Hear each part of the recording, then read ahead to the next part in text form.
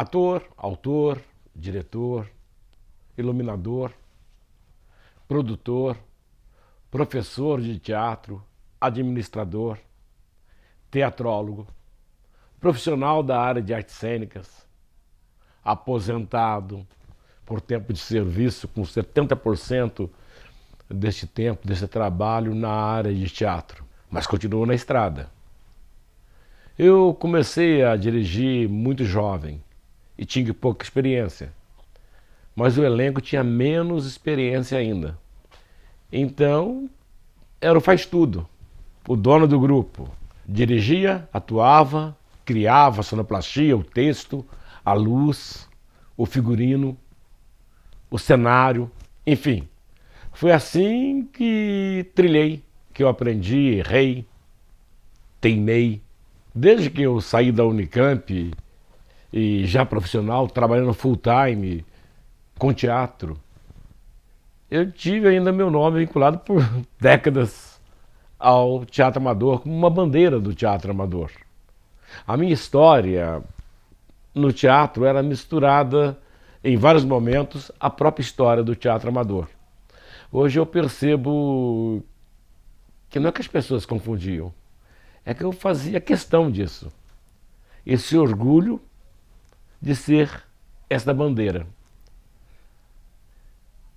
É essa essência do teatro amador que me fez o profissional que eu sou, que me mantém com essa paixão ainda na arte.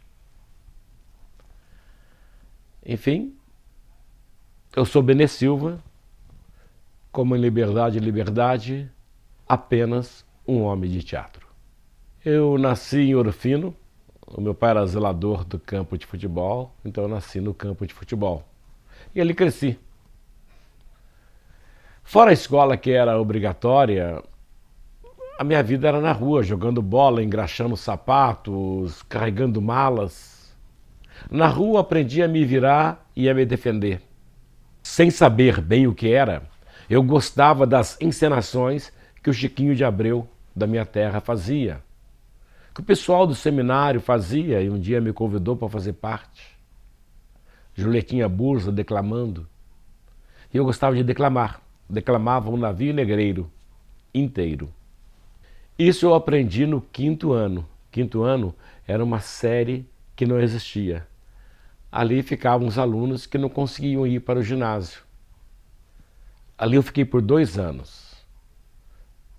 Eu não passava para o ginásio porque eu tinha letra feia. Tinha uma professora neste quinto ano, Maria José, que além do conteúdo, fazia uma série de atividades, entre elas esquetes. Um dia ela resolveu montar um espetáculo com 5 atos chamado Palhaço Teco. Eu fazia uma pequena ponta. Mas no geral o protagonista borrou. Ficou com medo, disse que não ia fazer mais, que não ia conseguir. Ela olhou apavorada e disse, olha, eu sei o texto.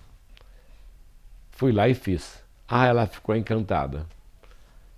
Foi até a direção e falou, olha, não tem que olhar pela letra dele. Olhe pelo conteúdo do que ele escreve. E assim eu passei para o ginásio. O teatro me redimiu e me inseriu. Mas não acabei o ginásio em Ouro Fino. Mudamos para Campinas. Cheguei em Campinas em 1971. Nunca tinha visto um prédio maior que um sobrado. Como diz Caetano, quando eu te encarei frente a frente, não viu o meu rosto. Chamei de mau gosto que vi, de mau gosto, mau gosto. É que Narciso acha feio o que não é espelho.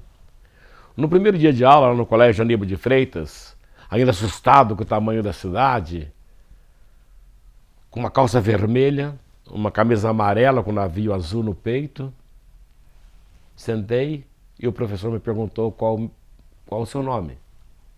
Mal balbuciei as primeiras letras, ele disse, é mineiro. E aqueles risos, né, no canto, e um playboy lá do fundo já exclamou, mineiro só serve para puxar carroça. E eu de pronto.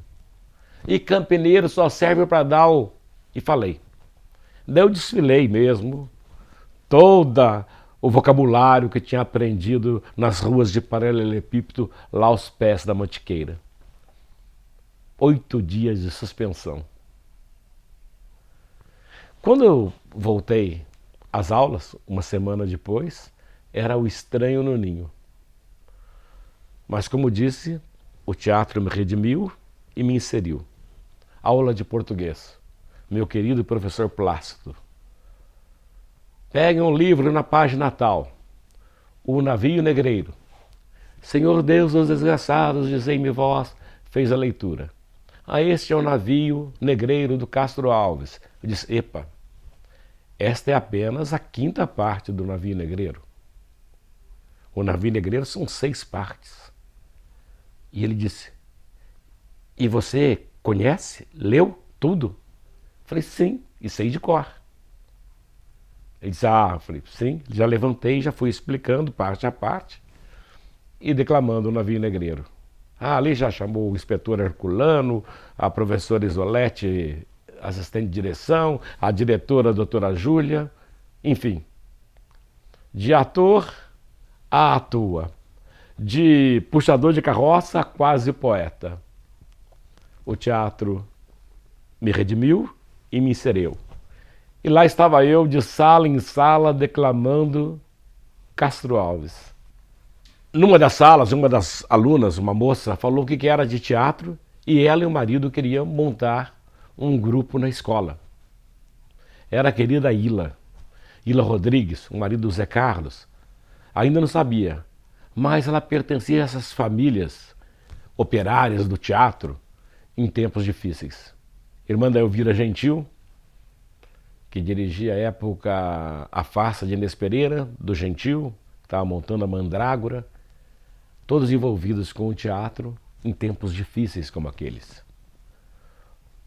Com a Ila e seu cuidado, seus ensinamentos, fizemos várias montagens e criamos o Rota, Reunião Objetiva de Teatro Amador. Pluft, Fantasminha, o Rápido das Cebolinhas, 3 Peraltas na Praça.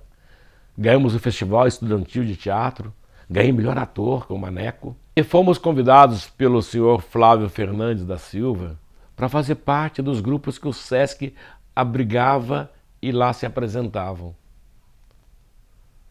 Um dia a Ila me chamou e falou, olha, eu e meu marido, o Zé Carlos, vamos precisar fazer uma viagem urgente. Não entendia bem o que era, eles saíram na madrugada. A gente vai para Goiás ou Mato Grosso, toma conta aí do grupo até a gente voltar. Ela foi e à época não mais voltou. Estou tomando conta do grupo até hoje. Eu escrevi um texto chamado A Missa, baseado nas observações de minha infância, do ajoelhar-se, do curvar-se diante do Senhor e, ao mesmo tempo, esses sacerdotes curvarem-se também diante dos poderosos. O texto não pôde ser apresentado. Até então, eu pensei que fosse da igreja, não entendi o porquê. À época, eu não entendi direito que para falar era preciso permissão militar. Eu ainda não sabia o que era o Departamento de Censura e Diversões Públicas da Polícia Federal, lugar depois me tornaria, entre aspas, corriqueiro e eu me tornaria figurinha carimbada. Mas o espetáculo não era para ser apresentado. Campinas, naquela metade da década de 70, ainda vivia o trauma da derrubada do Teatro Municipal, o antigo teatro. Mas nesse período, artistas e alguns grupos foram à luta, resistiram e fizeram renascer o teatro de nossa cidade. Eu vou evitar citar nomes de pessoas que fizeram parte dessa história, com medo de ser traído pela memória e deixar de fora alguns deles. Mas precisamos levantar todos, grupos e companheiros que admiro até hoje. Temos que reconhecer a importância de cada um deles para a nossa história. A todos o meu respeito e a minha admiração. Mas a maioria tinha a ideia de que o Sesc era a casa natural do Teatro de Campinas. Afinal, ali se fazia teatro, ali se discutia teatro, principalmente o teatro infantil. Eu divergia, defendia que a nossa luta é pelo espaço público. Outra divergência era alguma coisa que me inquietava. As montagens eram ricamente elaboradas, cenários, figurinos luxuosos. Eu me perguntava, como que alguém que mal ganha para o seu sustento pode fazer teatro assim? Como alguém do povo, do bairro, pode custear isso? Tem que ter um outro jeito, tem que ter um outro caminho. Criar um movimento nesse sentido. E deu o start. Um texto forte, uma montagem sem cenários, sem figurinos, onde o ator fosse o centro da ação dramática. Ator, bom texto, com música e cantado ao vivo. Sem microfones. E possa ser apresentado em qualquer local. Assim nasceu o movimento revolucionário do teatro, o Grupo Morte, com uma turma de alunos do Colégio Aníbal de Freitas e a proposta de montar o mais belo poema dramático da literatura contemporânea, musicado por Chico Buarque de Holanda, Morte e Vida Severina, obra-prima de João Cabral de Melo Neto. Espetáculo que tinha conquistado o prêmio em Nancy, na França, o Prêmio Mundial de Teatro em Nancy, na França, em 1966. E, por vários motivos, entre eles censura, tinha deixado de ser apresentado, ou era apresentado só em partes. Nós faríamos o texto todo. A estreia em 74, muita gente querendo assistir, muita gente querendo ir à escola. A escola abriu o teatro para a comunidade e ficamos em cartaz. Meia página no jornal Correio Popular com a manchete: com Morte e Vida Severina, a renovação do teatro campineiro. E dizia que eu tinha desenvolvido montagem baseado em Grotowski. Eu nunca tinha ouvido falar em Grotowski. Tive de correr para saber quem era. Mas passei a ser chamado e entrevistado para falar sobre. Eu aproveitava a repercussão para cobrar o direito de usar o Teatro Municipal Castro Mendes, que acabava de ser reformado, de uma das dezenas de reformas que teve o nosso Castro Mendes, nosso querido e amado Castro Mendes. E me deram uma terça-feira, até mesmo para nos aquietar, de uma terça-feira, dia 10 de junho, sem direito a ensaio geral. Os professores deram como trabalho aos alunos falar de Morte e Vida Severina no teatro. Resultado, o Castro Mendes tinha à época 828 lugares. Nós colocamos mais de 900 pessoas. Lotação auê. Morte e Vida Severina foi então o divisor de águas. Tornávamos um movimento. Saíamos do Aníbal e conquistávamos Campinas e começávamos a repercutir através da Cotaesp no estado de São Paulo. Ainda como autor, Gente Fina de Ouro Fino, com a qual nós iniciamos o movimento Campinas de teatro popular, dando sequência ao primeiro projeto da Fossa. Estreamos na concha acústica do Taquaral, mas embaixo da concha, porque chovia, e íamos em todos os bairros. A gente alugava um caminhão, chegávamos no bairro, parava o caminhão, saíamos cantando pela rua, aglomerava o povo e apresentava Gente Fina de Ouro Fino. E também provocava o fazer teatral, ou o nascimento de novos grupos por onde a gente passava. Em 78 veio a lei que reconhecia a profissão do ator, do jornalista, e foi uma corrida à Faculdade de Comunicações da PUC para a turma que se iniciaria em 79. Muita gente boa, com história como jornalista, resolveu fazer a faculdade. Ali tivemos bons momentos. A disciplina de teatro era ligada à disciplina de tele-rádio-jornalismo, que era ministrada pelo Titi. Como estava a sala, criamos o grupo de teatro Comunicações PUC e passei a dirigir esse grupo. Ali, de uma pesquisa, nasceu uma trilogia. Primeiro, um trabalho, um documentário, que era para ser na TV, sobre Vinícius de Moraes, intitulado O Camelô do Amor. A gente experimentou cenicamente, experimentou no teatro, fazer uma leitura desse documentário, a empatia foi muito grande, transformou num trabalho de teatro que a gente retoma até hoje, agora com o nome de Para Viver um Grande Amor. Esse foi o primeiro texto da trilogia. O outro foi o Chico Buarque Sem Fantasia, que era uma coletânea, um estudo da obra do Chico e uma coletânea cênica da obra dele, que vamos estrear depois da faculdade, em 86, e Drummond, um trabalho de Drummond, que a gente também vai estrear em 87. Quando a gente retomou Drummond em 87, o fato curioso, que me dá muito orgulho, é que precisava de uma autorização e eu resolvi telefonar para a casa do Carlos Drummond. Me atendeu uma senhora de voz grave, expliquei a situação e que eu queria fazer uma homenagem, gostaria de falar com o poeta, pediu para eu ligar mais tarde. Quando eu ligo à tardezinha, ele atende o telefone, já esperando a minha ligação. Ali começamos a discutir sobre o trabalho, as recusas, falando de alguns poemas que sempre faziam, falei do meu texto, que era um estudo um pouco mais profundo, enfim, começamos a conversar por várias tardes. Quando eu ligava fora do horário, atendia a senhora de voz grave. Quando eu ligava no horário, atendia ele. Até que eu acabei percebendo que ele atendia o telefone, gostava dessa brincadeira de atender o telefone fazendo a voz da senhora. Fizemos o espetáculo, gravamos, ele disse que gostaria de ver o espetáculo, a gente gravou no Centro de Convivência e mandamos a Érica encaminhar, uma amiga encaminhar para ele, levar para ele até a casa dele.